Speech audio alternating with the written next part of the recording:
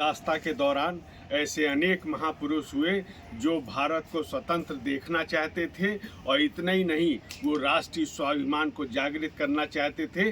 गुलामी की मानसिकता, गुलामी के प्रतीकों चिन्हों से मुक्ति भी चाहते थे। ऐसी अनेक क्षेत्रों में, शिक्षा के क्षेत्र में, आध्यात्म के क्षेत्र में, संस्कृत के क्षेत्र में, लेखन के क्षेत्र में, पत्रकारिता के क्षेत्र में ऐसे महान पुरुष ब्रिटिश दास्ता के दौरान हुए।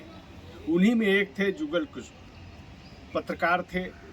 उन्होंने पहला हिंदी अखबार निकाला 1826 में कोलकाता से, और उनकी तैयारी अखबार निकालने की पूरी हो गई थी, लेकिन उन्होंने देवर्षि नारद जयंती की प्रतीक्षा की और देवर्षि नारद जयंती के दिन ही उन्होंने हिंदी के पहले अखबार उदंड मार्तंड का शुभारंभ किया।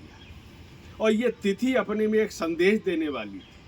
वो दुनिया को, खासतौर पर पश्चिमी ताकतों को, ब्रिटिश की सत्ता को ये बताना चाहते थे कि देवर्षि नारद ही ब्रह्मांड के प्रथम पत्रकार थे।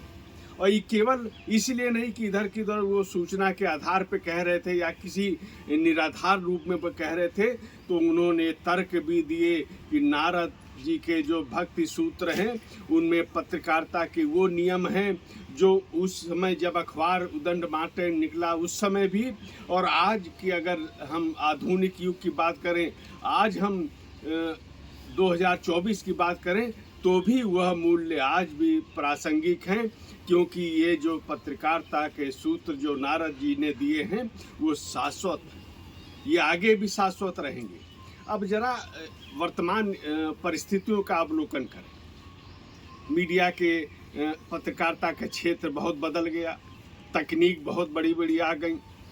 प्रिंट मीडिया है, इलेक्ट्रॉनिक मीडिया है, उसमें अब सोशल मीडिया भी जुड़ गया जिस पर कोई नियंत्रण नहीं होता है।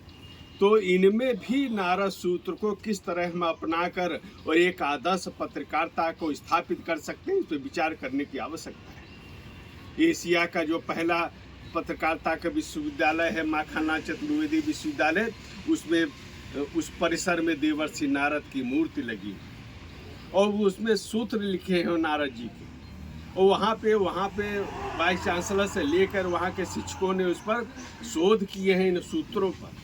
तो आज पत्रकारिता का क्या कहा जाता है कि सबसे तेज चैनल एक होड़ से चल रही है।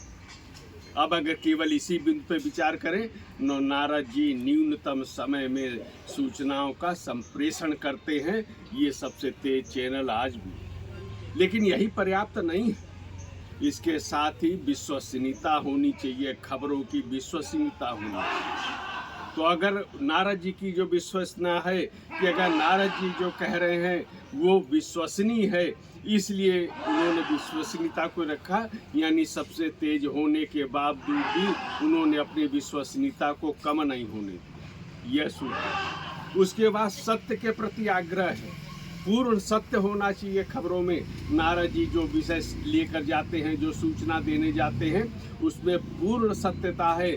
आधी अधूरी बातों के आधार पर वो किसी को संप्रेषण नहीं करते हैं, और यह आज भी पत्रकारिता का धर्म होना चाहिए, ये उसका चिंतन भी होना चाहिए। और इसी के साथ लोक कल्याण, नारद जी जो करते हैं वो लोक कल्याण के लिए ही करते हैं। शुरू में भले ही वो अप्रिय लगे, लेकिन उसका जो निष्कर्ष होता है वो लोक कल्याण होता है।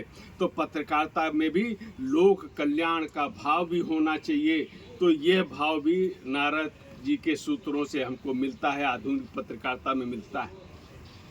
और ये जो उनके नारद जी के सूत्र हैं, ये केवल भारत की पत्रकारिता नहीं बल्कि पूरे विश्व में जो पत्रकारिता है उसको एक आदर्श रूप प्रदान करने की इन सूत्रों में क्षमता है।